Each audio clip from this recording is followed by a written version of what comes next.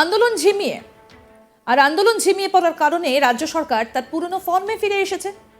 মেয়ের মৃত্যুর ঘটনা যারা অভিযুক্ত বিরূপাক্ষ বিশ্বাস, অভিক দেখে সরকার আবার তাদের পদে ফিরিয়ে আনতে চায়।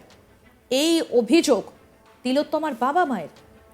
বৃহস্পতিবার সকালে পানিহাটির নাটাগড়ের বাড়িতে সংবাদ মাধ্যমের মুখোমুখি হয়ে বাবা মা বলেন, এই ঘটনায় যারা অভিযুক্ত বিরূপাক্ষ বিশ্বাস, অভিক দেখে সরকার আবার ফিরিয়ে আনছে।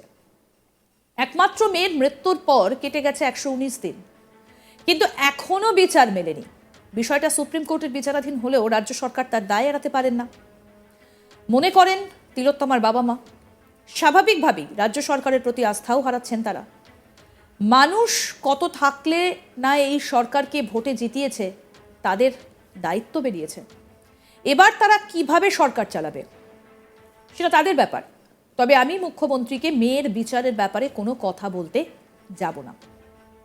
তবে এখনই বিচার ব্যবস্থার প্রতি আস্থা হারাচ্ছেন না। বিচারের দাবিতে তাদের আন্দোলন আগামী দিনে আরও জোরদার হবে বলেও জানিয়েছেন তারা। বাবা মা পরিষ্কার জানিয়ে দেন, আমরা বুঝে গেছি যে বিচার পেতে গেলে আমাদেরও আন্দোলনে নামতে হবে।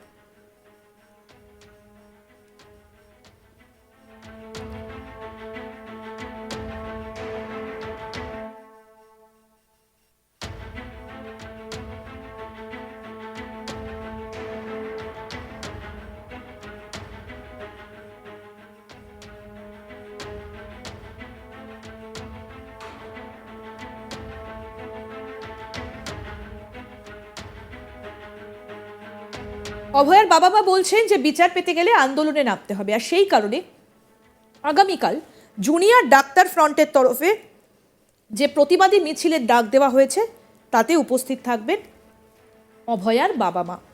ঘটনার পর থেকে রাজ্যে নারী নির্যাতনের ঘটনা তো কমেইনি, উল্টে আরও বেড়ে গেছে। এখনো পর্যন্ত 17টি ঘটনা ঘটেছে, যা শুনে কার্যত হতবাক অভয়ার বাবা মা। তাদের অভিমত, তার মেয়ের বিচার না পাওয়ায় এক শ্রেণীর মানুষের ঔদ্ধত্য বেড়ে গেছে। কি বলছেন অভয়ার বাবা, শোনাবো আপনাদের। আমরা কিন্তু এখনো বিচার যে কোথায় আছে, কি পরিস্থিতি আছে, বিচার এখনো আমরা কোনো রকম তদন্তই ঠিক মতন হয়নি। বিচার তো এখন অনেক দূরের ব্যাপার, কিন্তু তার মধ্যেও আমাদের বিভিন্ন রকম রং লাগানোর চেষ্টা করা হচ্ছে, বিভিন্ন মাধ্যম থেকে আমরা দেখতে পাচ্ছি। কিন্তু সত্যি কথা বলতে কি, আমরা সমস্ত বিষয়ে, আমরা বিধানসভায় গেছিলাম, সেই ব্যাপারটা অনেকে ভালো চোখে দেখেনি। আমরা কিন্তু বিধানসভায় গেছিলাম একটা পরিষ্কার কথা বলতে, বিরোধী দলের সঙ্গে, সেদিন ছিল সংবিধান দিবস, বিরোধী দলের সঙ্গে আমরা কথা বলার জন্য গেছিলাম। এবং আমরা সেখানে বিজেপি, আমাদের যেহেতু প্রধান বিরোধী দল, এবং আর একজন আছেন আইএসএফের নওশাদ সিদ্দিকী, তাদের সঙ্গে আমাদের বিভিন্নভাবে কথা হয় এবং তারা বলেন আমরা আন্দোলনে আপনাদের পাশে আছি, এবং সেটা পতাকাবিহীনভাবে, মানে সাধারণ নাগরিকের হিসাবে ওনারা উপস্থিত থাকবেন বলেছে। কীভাবে আমরা বিচারটা পাবো, তদন্ত কীভাবে এগোবে, সেই সমস্ত ব্যাপারেই কথা হচ্ছে। কারণ আপনারা দেখতেই পাচ্ছেন, আন্দোলন যেহেতু ঝিমিয়ে পড়েছে, সরকার তার পুরনো ফর্ম যেটা আর কি সেখানে ফিরে এসেছে। যেমন অভিক বিরূপাক্ষকে আবার স্বাস্থ্য মানে মেডিকেল কাউন্সিলে বসানোর চেষ্টা হচ্ছে। এ সমস্ত যেহেতু আন্দোলন থিতিয়ে গেছে বলেই সরকারি সাহসটা পাচ্ছি। আশা করছি তার বিরুদ্ধে আগামীকাল যে পদযাত্রা বিক্ষোভ মিছিল হবে, সেখানেও আমরা যোগ দেবো। স্বাস্থ্য ভবন, মানে স্বাস্থ্য ভবন পর্যন্ত যে অভিযান হবে সেখানে আমরা যাব, এবং এখন থেকে আমাদেরও আন্দোলন করতে হবে। আমরা ভালোই বুঝে গেছি, আন্দোলন না করলে এই বিচার আমাদের হাতে। আমরাও আন্দোলনে নামবো, নিজে সরাসরি নামবে। হ্যাঁ, সরাসরি নামবো। বলছি যে গতকালও গুরুদাস কলেজে সেই মহিলা নির্যাতন, সেই একই কোনো ঘটনা তো কমছে না। সেই 9 আগস্ট থেকে আমার মেয়ের ঘটনার পরে 17টা ঘটনা ঘটেছে আমরা জানাচ্ছি না। আমরা এখন দূরদর্শনের টিভির দিকে মোটামুটি নজর রাখি, 17টা ঘটনা আমরা এই পর্যন্ত দেখতে পাচ্ছি। 17টা ঘটনা ঘটেছে গতকাল গুরুদাস কলেজে ঘটনা। হ্যাঁ, এর ঘটছে তো, পরপর একটা কিছু না কিছু ঘটছে। মানুষের মানে কিছু লোকের ঔদ্ধত্য এত বেড়ে গেছে। একটা 5 বছরের 7 মাসের একটা মেয়ের ওপরে নির্যাতন হয়েছে, সেটাও আমরা দেখতে পাচ্ছি। আর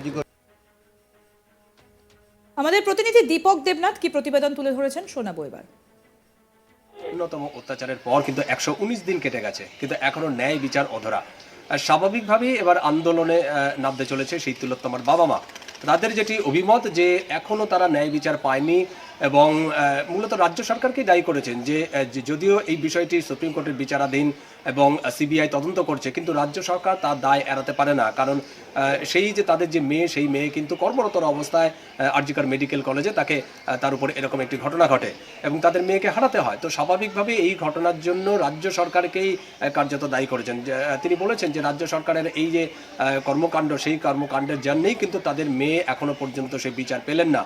এবং তিনি সরাসরি অভিযোগ করেছেন যে মুখ্যমন্ত্রী মমতা ব্যানার্জি রাজ্যের মানুষ তাদের ভোট দিয়ে জিতিয়েছে, তার দায়িত্ব বেড়ে গেছে, তিনিও নিজেও সেটি বলেন, মুখ্যমন্ত্রী প্রায় বলেন। তো সুতরাং তাদের মতে যে মুখ্যমন্ত্রী সেই দায়িত্ব অনুসারে কাজ করুক। যদিও এই ব্যাপারে নতুন করে বিচারের পাওয়ার আশায় মুখ্যমন্ত্রীর দ্বারস্থ হবেন না বা মুখ্যমন্ত্রীকে তারা কিছু বলতে চান না, কিন্তু তার সে দায়িত্ববোধ থেকে তারা চান যে মুখ্যমন্ত্রী যেন বিষয়টি বিবেচনা করেন।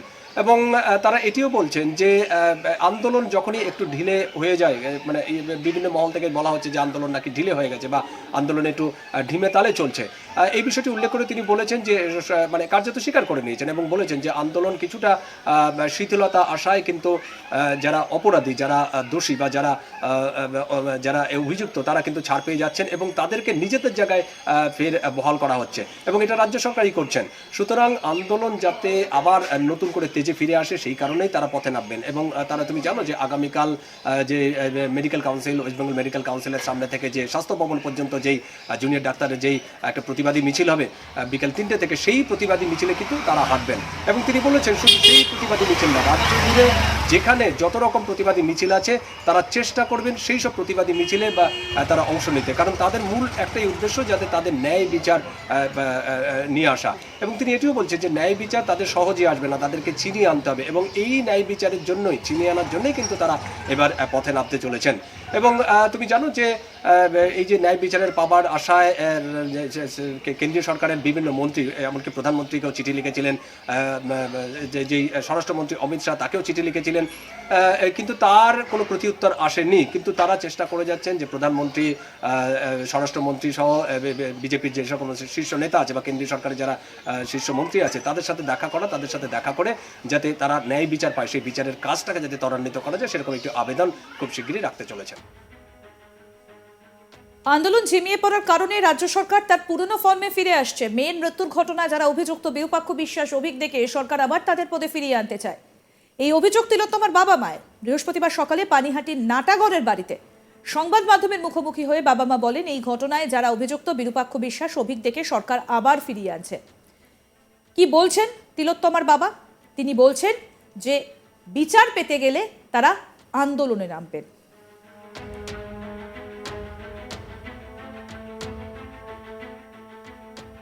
আরও আপডেট পেতে দেখতে থাকুন আজ তক বাংলা, সাবস্ক্রাইব করুন।